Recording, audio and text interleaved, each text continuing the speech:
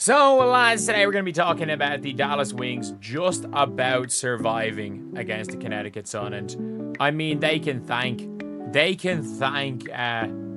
Ogunbowale down the stretch. They really can thank Arike Ogunbowale. But at the end of the day, it was a really, really good, early on in the game, they did well. Unbelievable first half from Paige. Unbelievable first half. Horrendous second half. We got to be honest here. Paige was horrific in the second half. But she was unbelievably good in the first half. But it is, again, it's just one of those situations where it's it's just down the stretch when Sarah Strong, I choose you at UConn. It's now Arike, I choose you. And I got to give props to Arike in this game. Arike was so bad, and she hit the two biggest shots of the game. She made an unbelievable play, drew a foul, and then hit the biggest three of the game. So I got to give credit where credit's due to Arike Ogunbowale. So, today we're talking about the Dallas Wings just about hanging on against the Connecticut Sun. Honestly, they have to thank Arike Ogunbowale for her performance down the stretch. She really stepped up when needed. Because Arike I thought was horrendous this entire game, but shot the ball very well at the end. I thought Leah Rue was not great. Kayla Charles, I think, I'm not going to lie, she's outperforming Dejanay Carrington in a similar enough role. She is outperforming Dejanay right now. But at the end of the day, look, Dejanay has been probably one of the more disappointing players in the WNBA this year, for being honest. 1 of 4 from the free throw line, 5 points.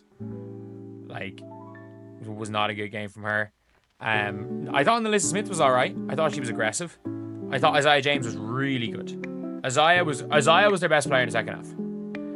They don't win this game if Isaiah doesn't go nuclear in the second half. She had all of her points in the second half. Yeah, Isaiah James had 17 second half points, when Paige Bueckers goes 0 of 5 from the field in the second half. Laid on down the stretch, it's she was struggling to. Early on, the Wings played great, especially in the first half. Paige Bueckers had an incredible first half, but I have to be honest, her second half was awful. She really struggled. However, that first half was something else. I don't think she was struggling to redo it, but it's when it comes to Paige, her impact comes from that scoring, and when she's not scoring, there's not really much of an impact because it's not like they guard her. It's not like they really guard her they put their main defender on Arike. And it's it's not like something that they're really too fussed about. But again, look, it is what it is. A 21.7 assist game and a win. You can't complain about that. You can't complain about that. From the Connecticut Sun, I know Sheldon hit her shots, I guess. Marina Mabry was terrible again. Tina Charles just chucks. I did not realize Tina Charles had 26 points. I genuinely did not realize that. And did she have 21 at halftime? Am I right in saying she had 21 at halftime? No, she had 15 at halftime. It's one of those games where, in the end, it was Arike Ogunbowale who delivered. I'm going to give her props because she had a rough game overall, but came through with 2 huge shots down the stretch. She made an unbelievable play, drew a foul, and then hit the biggest three-pointer of the game. But she was good. I thought Sanaya Rivers on defense was really, really good. I thought she was really good on defense, and she hit a big shot down the stretch. But Nelson Doe did a couple of fades. Anissa Mora was aggressive, but the Sun aren't very good. And by not very good, they legitimately suck.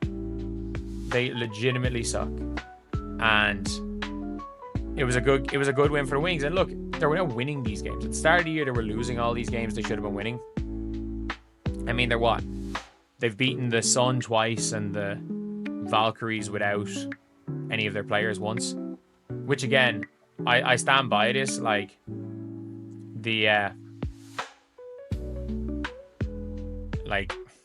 Valkyries are terrible. They try hard, but I'm sorry, trying hard should not win you games in professional sports. They play extremely hard, and they deserve to win that game.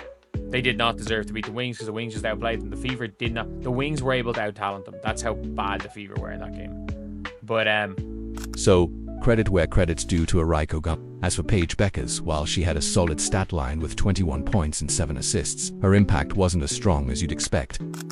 Yeah, Quinnerly didn't play much in the game, but at the end of the day, look, not a bad game from Paige Bueckers, but it's a weird one it's a weird one when it comes to impact. Like, there are games where I'm like, you know what, Paige is like actually fully impacting a game. And I think she's had, Leah Rubes was terrible.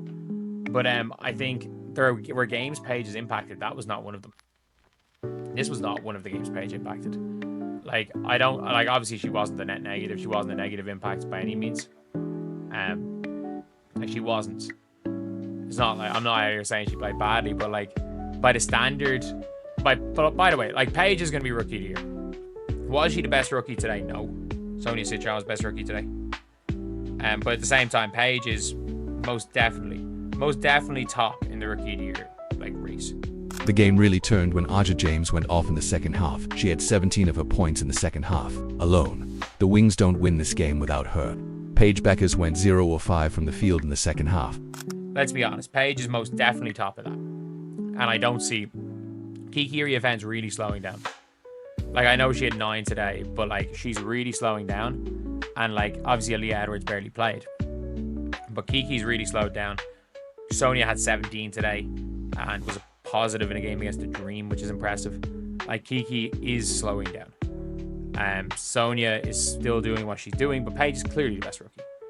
Paige could average 18, 19 a game. Like, Paige is going to set. Like, how many games has Paige missed, actually? Paige has missed 4, has she? She missed 4 games or 3 games? If she's missed 4, then it'll be very tough for her to get the all-time rookie points record. He's like, I don't think she's going to average 19.2. But at the end of the day, look, she's getting her shots up. She had a good game, a decent game today. And that's where the game kind of flipped. Her scoring is what drives her impact, but when she's not putting the ball in the basket, it's tough for the Wings to rely on her. That being said, she had a good overall game, but it was a weird one. There are games where Paige truly impacts the game, and this wasn't one of those. I wouldn't say she played badly, but she wasn't the difference maker we're used to seeing. I just want to see more from her down the stretch. Like, she at least took the shots today. So that's one of the things I will say, is that she at least took the shots. But like, that's literally, at this stage in Paige's career, that's the only flaw. That is the only flaw, is that she's been a horrific clutch performer. But I have to say, like, she took the shots today. And she did throw a pass to Arike, and Arike hit a shot. So that's the only negative, really. That is the only negative, where it's like, if you look at the totality of the game, like, they are not winning in the first half. They're not winning in the first half without Paige going nuclear. Like, they were up 2 at the end of the first half. They're down like 8 or 9 if Paige and go absolutely nuclear in the first half. And Paige picked up her first technical foul. And like, this is the funniest thing, where you're like, how ridiculous Paige fans are. Paige, I'm not joking, she did get fouls. She should have had an one. Still, she's going to be a top contender for Rookie of the Year, no question. There's no one really pushing her for that spot. Kiki's slowing down, and Aaliyah Edwards barely plays. Sonia Citron had a solid game with 17 points, but Paige is still leading the rookie race. Paige has missed a few games this season, either 3 or 4, but it's tough to see her breaking the all-time rookie points record if she continues to miss games. But she ran up to the ref and started clapping in the ref's face, and she got teed up, and people were like, that's the softest technical foul ever. And I saw this, the most unhinged Paige Bueckers fan I've ever seen. The WNBA has no accountability, no responsibility. Meantime, someone else can wander around the court throwing hands up, getting the entire crowd to show up a ref. No, she got the entire crowd hyped to show up JC Sheldon. There has to be legal recourse for this bullshit. She walked up to the ref, clapping in the ref's face. I'm sorry, it doesn't matter who you are. You are not going, if you are on no technical fouls, the only way you will get away with clapping in a referee's face is if you are a superstar and the refs don't want to chuck you out of a game. That is the only way. That is the only way you're going to get away with clapping in a referee's face.